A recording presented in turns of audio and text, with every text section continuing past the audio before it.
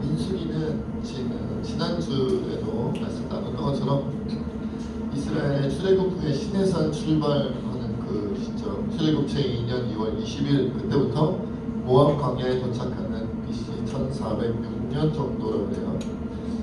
그때까지 약 38년간의 광야 여정, 거의 40년이죠. 그 광야 여정에 대한 기록을 담고 있는 것이 민수기인데, 이제 지난번에도 말씀드렸다시피 백성들의 숫자를 두 번 인구조사를 하죠.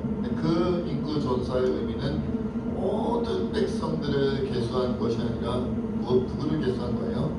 20세 이상의 남자로 전쟁에 나갈 수 있는, 말하자면 군인의 수를 헤아린 거였다. 그래서 지난주에는 광야 40년 동안에 하나님의 군대로 쓰임받았던 그들을 기억하면서 우리가 하나님의 군대다, 광야 인생길을 걷는, 우리 인생길이 광야길과 같고 그 광야길은 그냥 광야길이 아니라 하나님의 군대로서의 광야길을 걷는 것이다, 이런 것을 나눴던 기억이 납니다. 그런데 오늘 제목은 보니까 가나안 땅에서 이루는 하나님 나라예요. 그렇죠?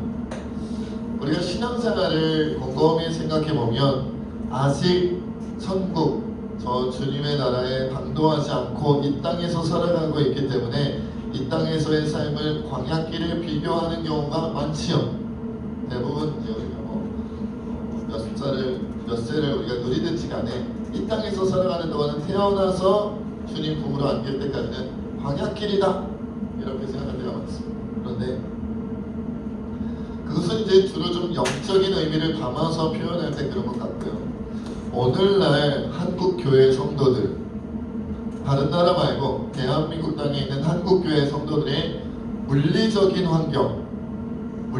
환경의 면에서 지켜본다면 사실 우리는 광야길을 걷는다라기보다는 이미 가나안 땅에 들어왔고 정복전쟁도 다 마무리했고, 그리고 그 땅에서 어떻게 번성하며 살아가느냐 하는 그 부분을 가지고 오늘날 비교해야 오히려 더 가깝지 않을까 생각되어져요.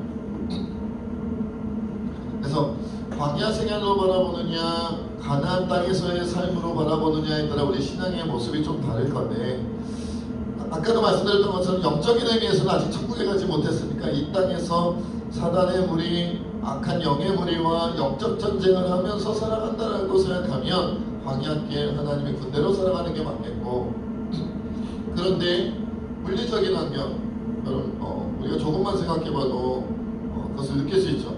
어떤 거요? 사실 전 세계에서 교회 시설이나 어떤 교회 제도라든지 여러 가지 교회 시스템, 교회의 발전된 모습, 성도들의 여러 가지 모습들을 볼 때 전 세계에서 대한민국만큼 기독교가 발전한 나라가 몇 나라가 되겠어요? 별로 없을 거란 말이죠. 그냥 어떤 그전 신앙생활뿐만 아니라 시설적인 면에서도 본다면 여러 가지 모양으로 볼 때도 우리나라가 많이 경제적으로 발전했기 때문에 덩달아 한국교회도 경제적인 그 윤택함을 함께 누리고 있죠. 누리고 있어요. 무슨 광야에 이렇게 좋은 음향과 좋은 조명과 좋은 의자가 있어요. 이렇게 좋은 건물에서 사실 우리 교회도 정말 시설이 좋고 환경이 좋고 하지만 또 우리 주변에 보면 요 앞에 가면은 H교회 어딘지 잘 모르시겠죠? 요 앞에 H교회 가면 제가 들어가 보진 않았는데 어마무시하게 크다 그러더라고요. 그래서 우리가 속해 있는 서울 강남로에서 예전에 노회 전체가 참여하는 운동회 체육대회를 한번 하자고 상의한 적이 있었는데, 노회 임원들이 그때 체육관을 어디서 빌리자고 얘기가 나왔었냐면 H교회에서, 분당 야탑에 있는 H교회 실내 체육관을 빌리면 되지 않겠냐라는 얘기가 나올 정도로 교회 안에 실내 체육관이, 그런 교회가 H교회밖에 없죠 우리나라에. 곳곳에 있단 말이에요. 그렇죠? 서울에는 말할 것도 없고 우리가 있었던 강남뿐만 아니라 서울 곳곳에 그런 어마어마한 시설을 가진 교회들이 있고요. 분당에도 있고요. 일산에도 있고요. 아무튼 여기저기 막 다 있고, 인천에도 있고. 곳곳에 부산에도 있고. 광야입니까? 광야. 얼마 전에 이제 제가 시찰에 갔다 왔는데 시찰회에서 교회 상황들을 각 교회 상황들을 보고한단 말이에요. 네. 어떤 목사님께서 그 말씀하시더라고요. 코로나가 끝나고 이제 교회에서 다시 식사를 시작했는데 그 식사 담당하는 업체를 지금 3번째 바꾸네, 뭐 4번째 바꾸네 하면서 그걸 보고를 하시더라고요. 업체가 들어와서. 그러니까 또 옆에 계신 목사님이 우리 교회도 업체를 불렀는데 뭐 이렇군 저렇군. 한국 교회는 이제 웬만하면 업체를 불러서 식사를 해결하는 수준입니다. 광야입니까? 광야 아니란 말이에요. 우리가 맨날 만나만 먹나요? 맨날 뭐 그런 거 아니잖아요. 매번 메뉴도 바뀌고 그 식재료들도 다 세계의 많은 사람들이 누리는 것과 비교한다면 오늘날 우리의 식재료는 아주 최고급이지 않겠습니까? 최상급이죠. 조금만 흥과티가 있어도 우린 잘 안 먹잖아요.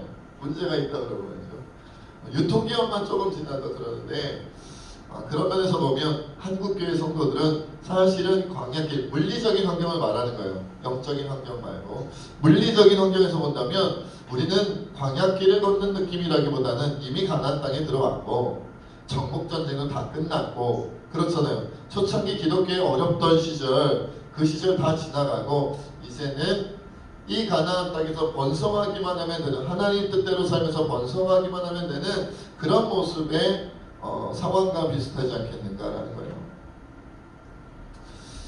그래서 너희가 그 땅에 들어가게 되면 이렇게 살아라 라고 주님 말씀하신 것이 있는데 신명기 6장 1절로 3절에 보면 이렇게 말씀하고 있어요. 이는 곧 너희 하나님 여호와께서 너희에게 가르치라고 명하신 명령과 규례와 법도라. 너희가 건너가서 차지할 땅에서 행할 것이니 곧 너와 내 아들과 내 손자들이 평생에 내 하나님 여호와를 경외하며 내가 너희에게 명한 그 모든 규례와 명령을 지키게 하기 위한 것이며 또 내 나를 장구하게 하기 위한 것이라. 이스라엘아 듣고 삼가 그것을 행하라. 그리하면 내가 복을 받고 내 조상들의 하나님 여호와께서 너에게 허락하신 같이 젖과 꿀이 흐르는 땅에서 내가 크게 번성하리라.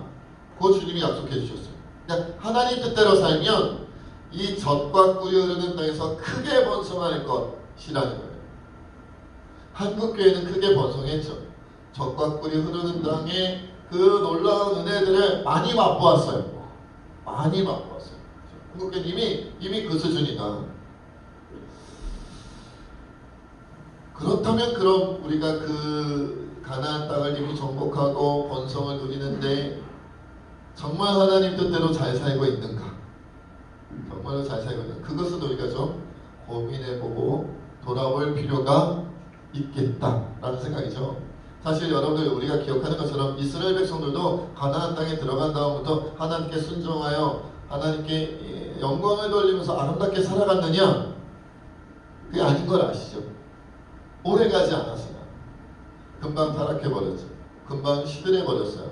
오히려 우상을 숭배하고 이방신을 섬기고 하나님께서 원하시는 거룩한 삶을 살지 않고 오히려 폐역하고 타락한 삶으로 하나님의 마음을 아프게 하였다가 결국에는 남북이 분리되어 두 나라가 되었다가 그리고 북쪽이 먼저 그리고 다음에 남쪽이 차례로 멸망하여 수천 년 동안 나라의 그런 모습으로 살아가야만 했어요. 그것이 광야길에서 그렇게 된 것이 아니라 가나안 땅에서 아름답게 살 수 있었음에도 불구하고 그 젖과 꿀이 흐르는 땅에서 그 모든 것을 잃어버리고 타락해버렸다는 거예요.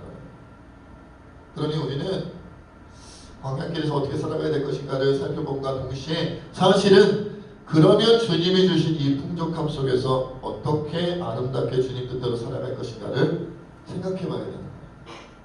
그래서 오늘 말씀을 통해 가나안 땅에 들어가면 우리가 어떻게 살아가야 되는 것인지 세 가지로 좀 살펴보려고 합니다.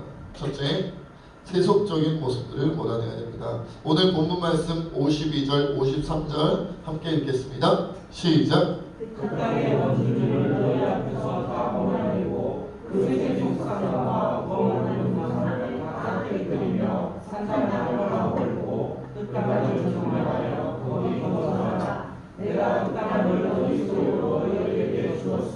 55절도 있습니다. 시작. 너희가 만일 그 땅의 원주민을 너희 앞에서 몰아내지 않으면 너희가 나는 믿는 자들이 너희의 눈의 가시와 너희의 요구에 찌르는 것이 되어 너희가 거주하는 땅에서 너희를 괴롭게 할 것이요. 여러분 52절 53절에 보면 주님 뭐라고 말씀하시냐면 그 땅의 원주민을 너희 앞에서 몰아내고 석상과 우상을 깨뜨리고 산당을 헐고 땅을 점령하여 거주하라고 말씀하셨어요. 그렇지 않으면 원주민을 몰아내지 않으면 55절에 너희가 남겨둔 자들이 너희 눈에 가시어 너희 옆구리에 찌르는 것이 되어 너희를 괴롭게 할 것이다. 이것은 뭐예요? 우리의 신앙을, 우리의 마음을 어떻게 하나님을 향한 우리의 마음을 어떻게 한다? 망가뜨린다라는 거, 우리를 타락시킨다라는 얘기예요. 그렇다고 이제 이것을 오늘날 우리에게 그대로 적용한다 그래서 우리 주변에 교회 안 다니는 사람 다 몰아내야 된다 이건 아니잖아요. 그러시면 안 됩니다. 그런 의미라고 받아들일 것이 아니라 무엇으로 받아들여야 되냐면 세속적인 그들의 문화, 세속적인 가치관, 세속적인 세계관 이런 것들을 우리에게서 몰아내야 된다는 거예요. 우리 안에 들어온다는 거죠. 우리 안에 들어온다.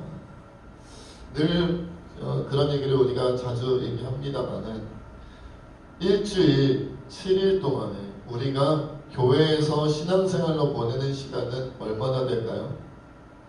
주일 뭐 1시간 예배, 혹시 수요일에 오신다면 또 1시간, 혹시 금요일도 오신다면 뭐 1시간으로 칩시다. 그죠? 3시간. 3시간. 혹시 여러분들이 각 가정에서 매일마다 경건 생활을 스스로 하신다면 성경 읽고 기도하는 시간을 10분씩 해서 또 1시간, 4시간. 4시간을 우리가 신앙생활이라는 것에 쏟고 있고요. 나머지 24 곱하기 꽤 많은 시간. 꽤 많은 시간. 4시간과 비교도 안 되는 40시간이 넘는 거지. 40시간이라고 해봐야 이틀도 안 되잖아요. 80시간 해봐야 4일도 안 되는 시간이에요. 100시간이 넘는 168시간이고요. 아무튼 어마어마하게 많은 시간을 세속의 문화 속에서 산단 말이에요. 그 사람들과 어울려있고 그 사람들이 이야기하는 것을 영상을 통해서 텔레비를 통해서 핸드폰을 통해서 보고 들으면서 그렇게 살아간단 말이죠.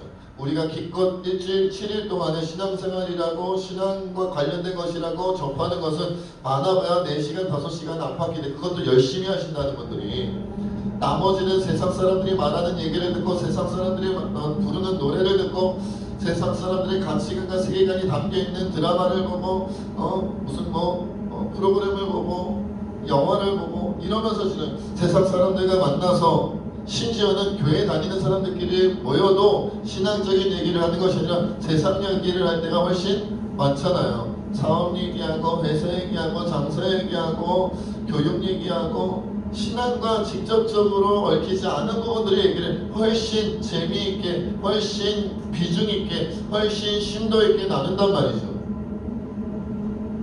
그러니 여러분 우리가 신앙생활이라고 우리가 하고 있지만 사실 많은 부분에 신앙의 이름으로 위장된 세속적인 가치관이 들어와 있음을 알아야 돼요. 세속적인 세계관이 우리 신앙생활에 들어와 있음을 알아야 돼요. 이제 좀 있으면 저 사실 정확한 날짜는 잘 모릅니다. 선거철이 또 돌아오잖아요. 그렇죠? 안 봐도 비디오입니다. 우리 시대는 안 봐도 비디오면 통하죠. 요즘 애들은 안 봐도 비디오가 뭔지 잘 모를 수 있는데 안 봐도 유튜브 막 이래야 되나? 안 봐도 비디오입니다. 교회 안에 또 두 파로 나뉘어서 싸울 겁니다. 안 봐도 비디오입니다. 그냥 변함이 없어요. 변함이 없어. 뭐 10년이 지나도 변함이 없고 20년이 지나도 변함이 없고 예측이 돼요. 무슨 일이 벌어질지. 성숙한 모습으로 하나님의 뜻대로 그 예수 그리스도께서 보여주셨던 그 모습대로 살아가는 것이 아니라 조금씩 그렇게 살아가게 되는 것이 아니라 똑같든지 더 나빠지는지. 안 봐도 비디오다. 우리가 2박 3일 동안 청청수련을 정말 은혜롭게 잘했거든요. 근데 이제 주일 아침에 와서 폐예배를 드려야 되니까 얼마나 피곤해요. 또 애들이 또 뭐 두세 시간 자느니 밤을 새는 것이 낫다는 게 무리수를 두면서 밤샌 친구들도 있어요. 저는 이미 많은 경험을 해봤기 때문에 두세 시간 내려도 잔다 그러고 푹 잡았어요. 차에서 자요. 차에서 운전하는 사람 이렇게 차에서 자는데 요즘 청년들은 다 이어폰 꽂고 음악 들으면서 자더라고요. 그래서 제가 물어봤어요. 20여 명 청년들 앞에서, 자 여러분 2박 3일 동안 수련회 은혜 많이 받았으니까 은혜가 넘쳐가지고 이어폰 꽂고 잠들 때도 찬양 들으면서 주무셨죠?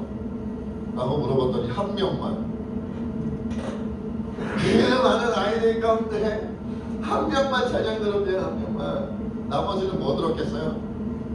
클래식?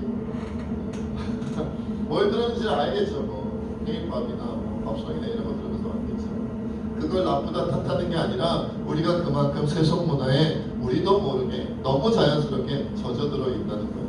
얘기를 해도 세상 가치관으로 얘기하고, 바라봐도 세상 세계관을 보고 바라보고, 대화 주제가 다 그렇고 진행 과정이 그렇고 결론이 그렇다라는 거예요. 이것을 끊어내지 않으면 그것이 우리를 어떻게 한다? 우리 눈에 가시가 된다. 눈에 가시 찔러오면 어떻게 될까요?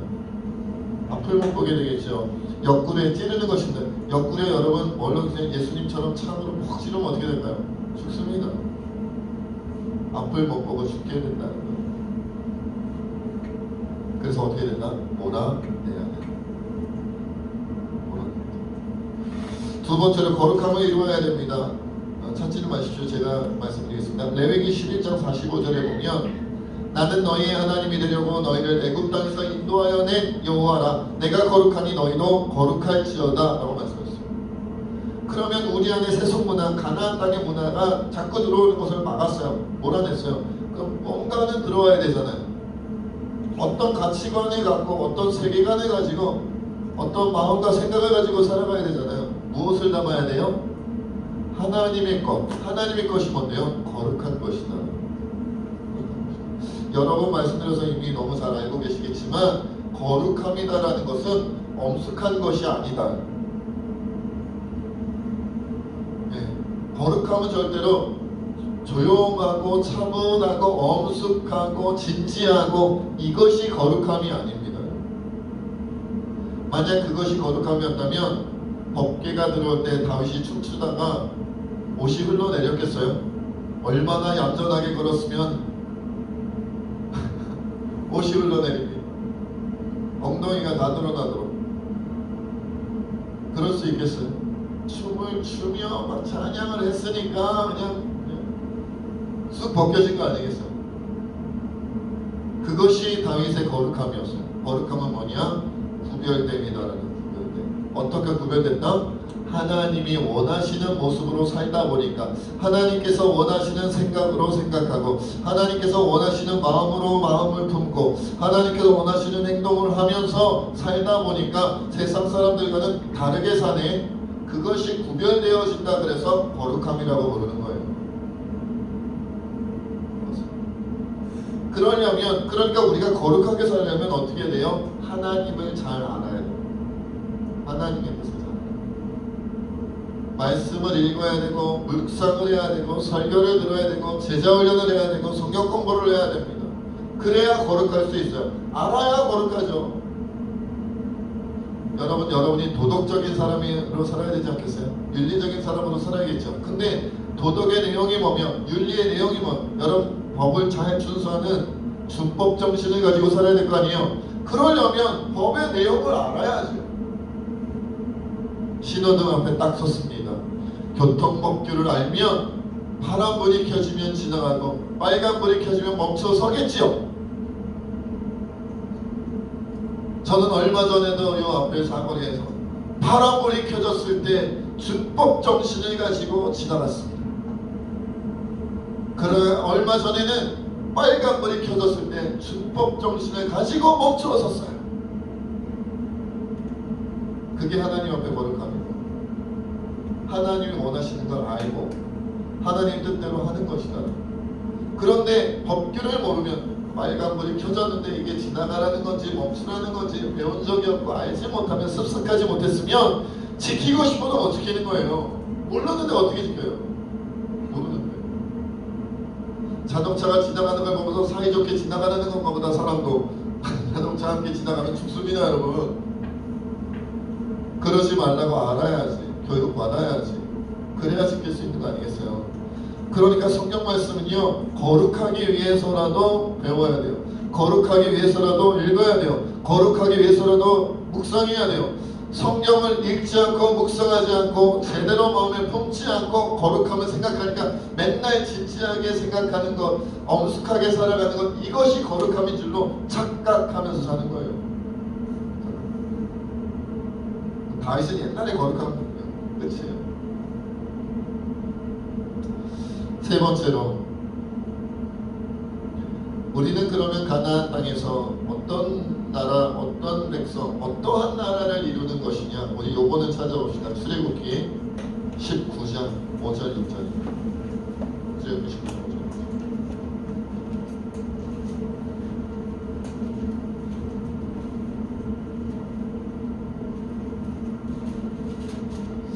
왜 우리가 가나안 땅의 문화를 내몰아야 되고, 왜 우리가 하나님 뜻대로 거룩함을 이루어야 되느냐?